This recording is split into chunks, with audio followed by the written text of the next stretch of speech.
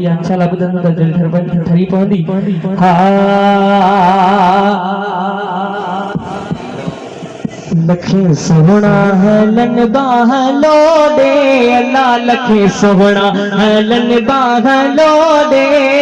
कभी होंदी सदन दीद तोरे साईं कभी होंदी सदन दीद तोरे लखे सोहना हलन बाहलो दे अल्लाह लखे सोहना हलन बाहलो दे कभी होंदी सदन दीद तोरे साईं तभी होंदी सदन दीद तोरे अल्लाह तभी होंदी सदन दीद तोरे लखे सोहना हलन बाहलो दे अल्लाह लखे सोहना हलन बाहलो दे तभी होंदी सदन दीद तोरे साईं तभी होंदी सदन दीद तोरे साईं बने जब थो जे देखे दे रुगी हिक तो बस हुजी मोदे बने जब थो जे देखे दे रुगी हिक तो बस हुजी मोदे रुगी हिक तो बस हुजी मोदे साईं रुगी हिक तो बस हुजी मोदे मुझे तोल हसीन ले जो दे अल्लाह मुझे तोल हसीन ले जो दे साईं मुझे तोल हसीन ले जो दे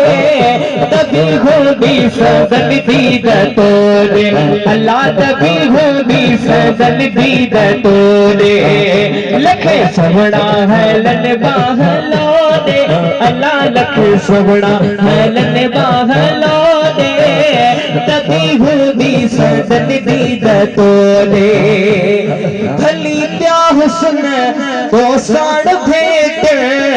भली लाल मथा लाल लेट भली त्या हुस्न तो साड़ भेट भली लाल मथा लाल लेट भली लाल मथा लाल लेट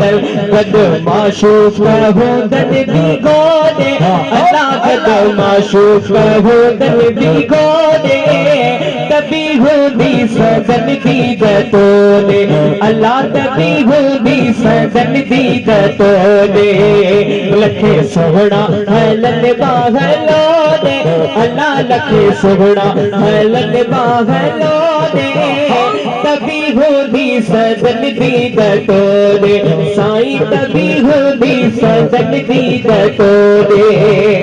मिड़ई चवंदई साईं मिठा माखी खिली इहे नेड़ तखड़ बाकी मिड़ई चवंदई साईं मिठा माखी खिली इहे नेड़ तखड़ बाकी खिली इहे नेड़ तखड़ बाकी जड़ो सोहणो बड़ैया रसो दे अल्लाह जड़ो सोहणो बड़ैया रसो दे तभी होगी सदन दीद तोरे अल्लाह तभी होगी सदन दीद तोरे लखे सोहना हलन बाहलो दे अल्लाह लखे सोहना हलन बाहलो दे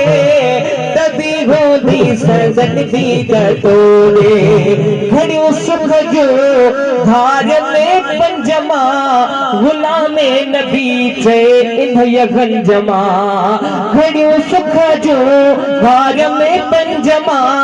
गुलामे नबी चे इन्हय गंजमा गुलामे नबी चे इन्हय गंजमा कदे मुखे भी तो फोत खो दे साईं कदे मुखे भी खैरत खो दे तभी होगी सदन दीद तोरे अल्लाह तभी होगी सदन दीद तोरे लखे सोहना हलन बाहलो दे अल्लाह लखे सोहना हलन बाहलो दे तभी होगी सदन दीद तोरे।